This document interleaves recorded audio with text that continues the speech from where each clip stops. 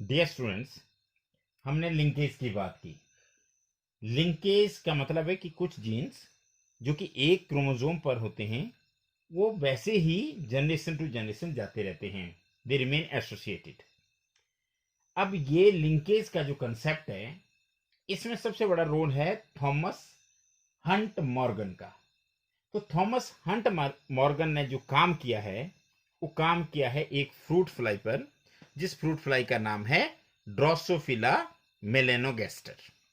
आज हम Drosophila melanogaster के बारे में चर्चा करेंगे। इससे पहले मैं आपको दो चीजें बताना चाहूंगा।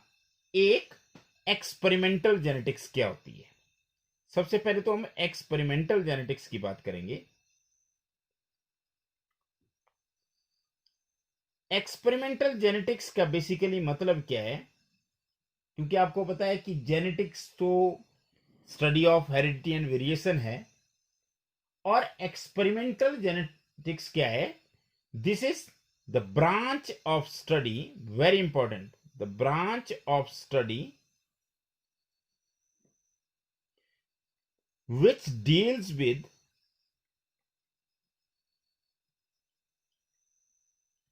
planning, performing and interpreting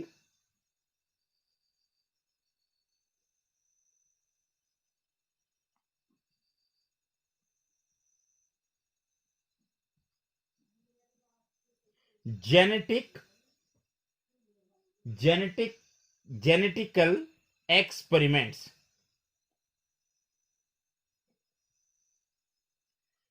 तो उस ब्रांच ऑफ जेनेटिक्स को, उस ब्रांच ऑफ स्टडी को क्या बोला जाता है? Experimental genetics. कौन सी ब्रांच ऑफ स्टडी? जिसमें एक्सपेरिमेंट को प्लान किया जाता है, उसको परफॉर्म किया जाता है और उसके रिजल्ट को इंटरप्रेट किया जाता है। और फादर ऑफ एक्सपेरिमेंटल जेनेटिक्स कौन थे?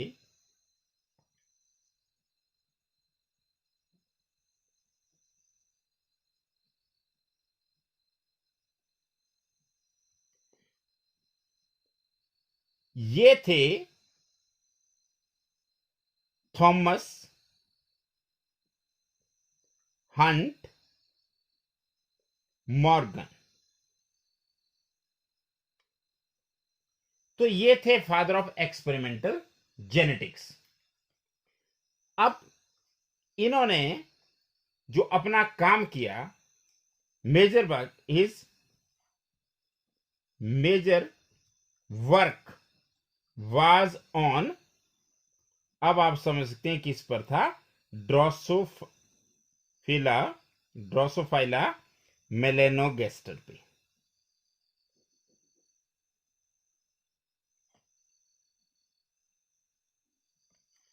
तो ये कहानी है कि एक्सपेरिमेंटल, क्योंकि आपको पता है कि जब रीडिस्कवर किए गए मेंडल्स के प्रिंसिपल्स इनहेरिटेंस के, तो उसके बाद जो साइंटिस्ट थे उन्होंने ब्रीडिंग एक्सपेरिमेंट्स स्टार्ट कर दिए ताकि जेनेटिक्स के वेरियस एस्पेक्ट्स को समझा जा सके। और उन्हीं में से थॉमस हंट मॉर्गन एक ऐसे साइंटिस्ट थे जिन्होंने अपना काम किया। किस पर काम किया? ड्रोसोफिला मेलेनोगेस्टर पर, जो कि एक फ्रूट फ्राई थी। और मॉर्गन ने डिस्कवर की criss cross inheritance, even occurrence of genes in chromosome, linkage, crossing over, distance between genes, chromosome mapping. इस तरह से उन्होंने बहुत सारे कंसेप्ट दिए, पर उनका जो मेजर काम रहा वो किस पर रहा? ड्रोसोफिला मेलेनोगेस्टर पे। तो अब हमारे पास जो टॉपिक आता है, दैट इज ड्रोसोफिला मेलेनोगेस्टर। तो सबसे पहले मैं ड्रोसोफिला लिख रहा हूं यहां पे। आपको पता है जब हम इसका नाम लिखेंगे तो उसका तरीका अलग है, पर मैं ड्रोसोफिला मेलेनोगेस्टर की बात कर रहा हूं। तो ड्रोसोफिला मेलेनोगेस्टर क्या थी? ये एक बहुत ही छोटी, it is a tiny fly of about 2 millimetre size. Clear, बहुत छोटी फ्लाई होती है और 2 मिलीमीटर तक इसका साइज होता है. Know the second important point is it is found hovering over ripe fruits. आपको पता है कि जब भी पके हुए फ्रूट्स है तो उन पे एक मक्खी होवर करती रहती है. पर्टिकुलरली कौन से फ्रूट्स पे? Mango and bananas. इन पे एक मक्खी होवर करती रहती है and that fly is known as Drosophila melanogaster. अब एक क्वेश्चन और है कि ये जो राइपन्ड फ्रूट्स होते हैं या राइप फ्रूट्स होते हैं उन्हीं पर क्यों होवर करती है, उन्हीं की तरफ क्यों अट्रैक्टेड होती है? It is attracted to yeast cell. किसकी ओर अट्रैक्ट होती है? Yeast cell which are present on the surface of ripe fruits. Clear? तो व्हाट इज ड्रोसोफिला? ड्रोसोफिला क्या है? एक टाइनी फ्लाई है अबाउट 2 मिलीमीटर साइज की which hovers over the ripe fruits, particularly mango and bananas, and it is attracted to the yeast cells present on the surface of ripe fruits. Now, the next important point is, as it is attracted to the yeast cell, so you can rear it in the laboratory in bottles containing a culture medium that can sport yeast, means a culture medium which is capable of sporting yeast. और इसके लिए जो common culture medium होता है वो सूजी होता है, या आप बात कर सकते हैं रवा की बात कर सकते हैं which is a cream of wheat. East हो सकता है, अगर हो सकता है. ये इन कल्चर मीडियम पे इसको क्या किया जा सकता है? रियर किया जा सकता है. तो कल्चर मीडियम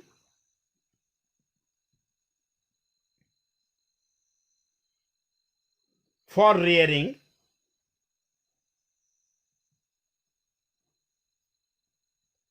ड्रोसोफिला मेलेनोगैस्टर.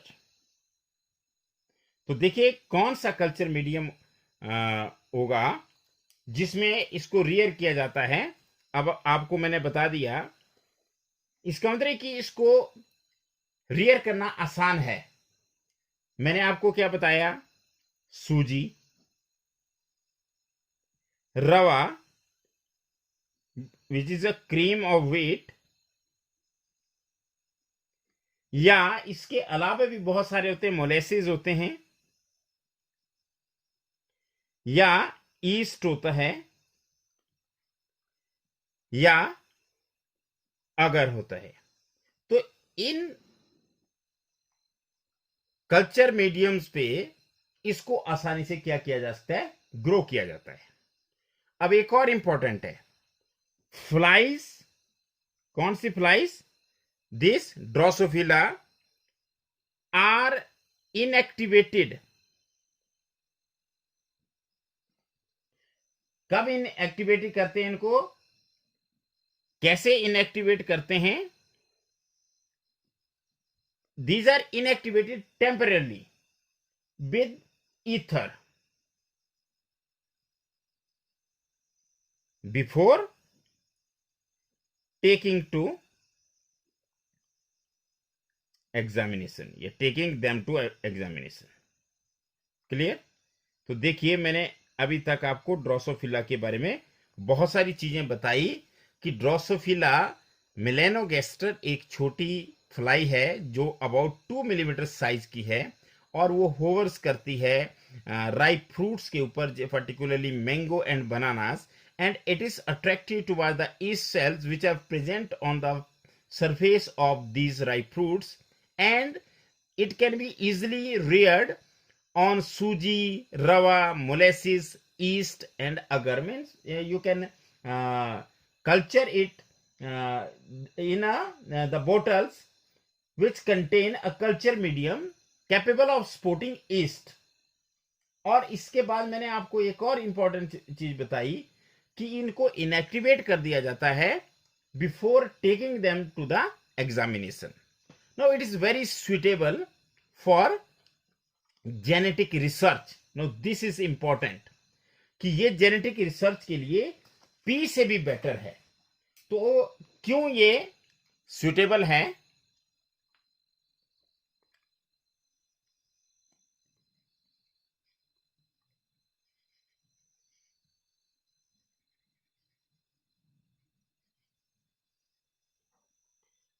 तो suitability of Drosophila melanogaster for genetic research.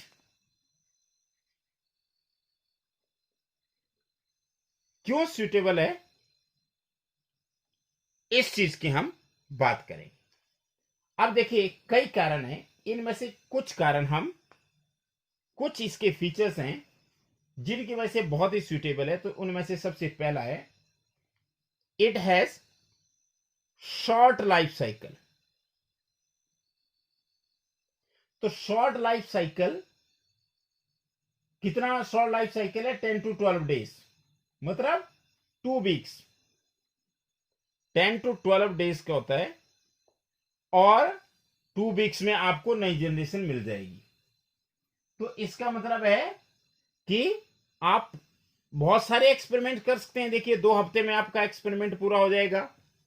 जहां पर मटर के केस में आपको पता है कि वहां जैसे आपको ये इसके ड्रोसोफिला के केस में new generation can be got every 2 weeks and you can say it can be bread through out the year. This is very important. तो इसका मतलब कि एक सिंगल ईयर में आप बहुत सारी जनरेशन देख सकते हैं. जैसे हम मटर के केस में एक ही देख पाते हैं, तो यहां पे बहुत सारी देख सकते हैं. तो पहला जो पॉइंट है, it has short life span, that is about 2 weeks.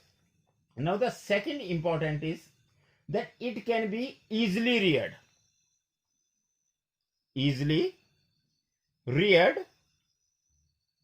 and bred.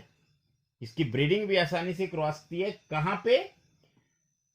Lab condition में, अंडर लेबोरेटरी कंडीशंस में. तो ये 2 पॉइंट अभी तक मैंने आपको बताया जो इसको सुटेबल बनाते हैं जेनेटिक रिसर्च के लिए, कि इसका लाइफ साइकिल छोटा है और दूसरा इसको रियर भी आसानी से किया जा सकता है और इसकी ब्रीडिंग भी लैब कंडीशन में आसानी से की जा सकती है. और इसका एक और जो इंपॉर्टेंट पॉइंट है, a single mating produces hundreds of offspring, produces large number of offspring. ऐसे लिखते हैं, produces large number of offsprings.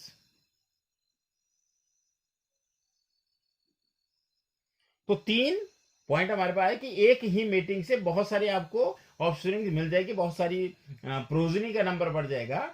And the most important point is larvae can be fed on the same medium, on the same medium as flies. मतलब larvae के लिए आपको अलग से culture medium तैयार करने की आवश्यकता नहीं. जिस कल्चर मीडियम पे फ्लाई को तैयार किया जाता है उसी पे लार्वी भी फीड करते रहते हैं. और एक और इंपॉर्टेंट है, can be easily observed or examined under hand lens,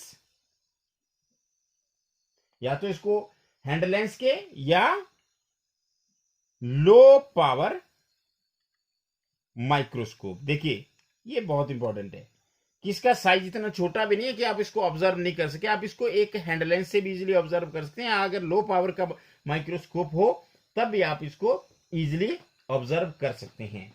और एक जो well marked sexual dimorphism, sexual dimorphism का मतलब होता है कि male and female are morphologically distinct, कि मेल और फीमेल को आप इजीली आइडेंटिफाई कर सकते हैं.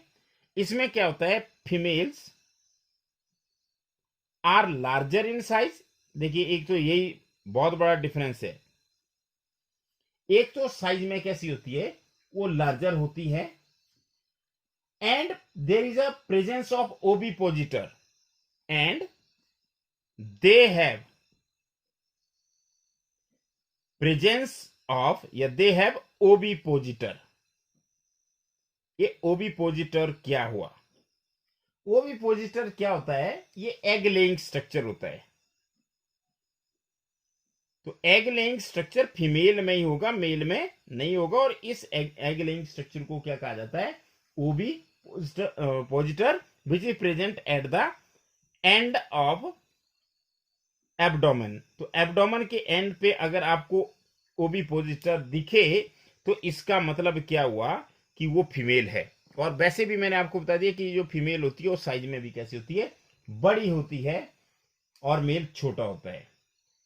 इसके बाद जो सबसे इंपॉर्टेंट है कि इसमें क्या होते हैं? इसमें many types of hereditary variations होती है. It has many type of hereditary variations that can be seen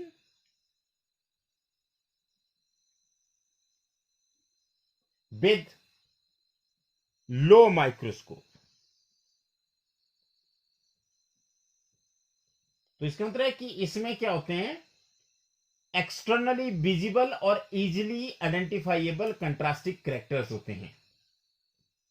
और अगर आप बात करें तो इसमें क्या होगा कि जो मॉर्फोलॉजिकली डिस्टिंक्ट क्रोमोसोम्स होते हैं वो भी केवल 4 ही होते हैं. तो आप ये भी बोल सकते हैं कि it is smaller number of morphologically distinct chromosomes.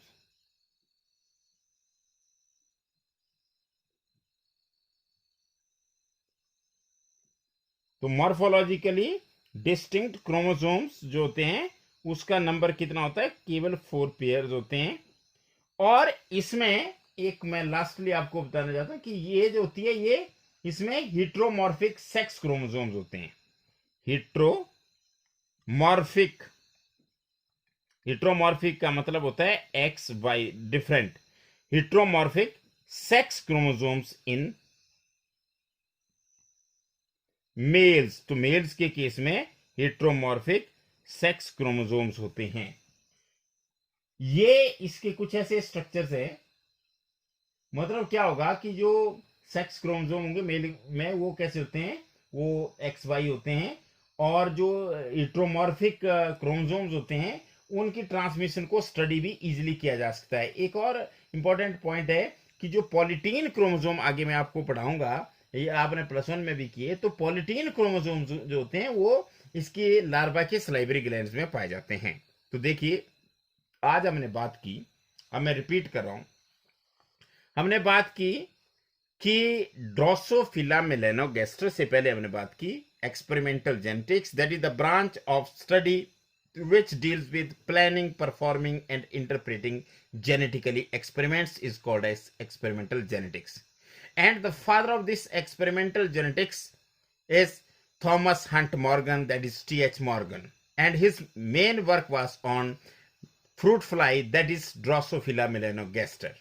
Now, Drosophila melanogaster is a tiny fly of about 2 millimeter size, and it is found hovering over the ripe fruits, particularly mango and bananas.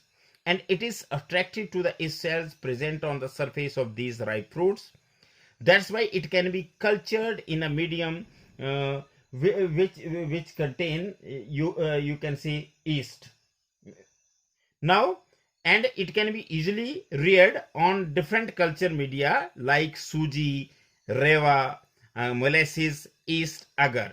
And these flies are inactivated temporarily with ether before taking them to the examination or before taking them to the experimentation. तो उससे पहले इनको ether से deactivate कर देते हैं. Now it is suitable for genetic research, and it is more suitable for genetic research than in comparison to P.